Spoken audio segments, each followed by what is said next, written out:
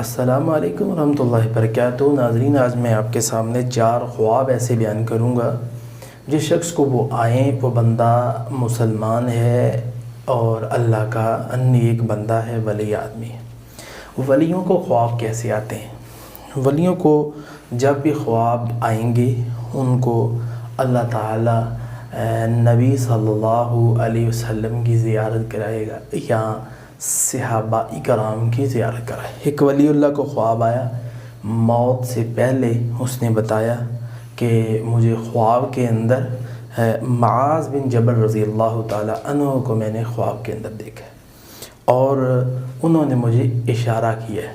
تو معاذ بن جبل وہ ہیں جن کے متعلق رسول اللہ صلی اللہ علیہ وسلم نے فرمایا تھا کہ یہ میرا وہ صحابی ہے جو جنت کے اندر علماء کرام کا سردار ہوگا۔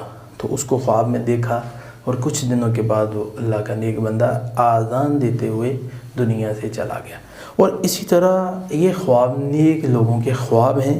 خواب کے اندر قرآن پڑھنا یہ تیسرا خواب ہے، اور اسی طرح خواب کے اندر نماز پڑھنا اور بہت لمبا سجدہ کرنا نماز کے اندر، اور یہ خواب میں وہ دیکھتا ہے۔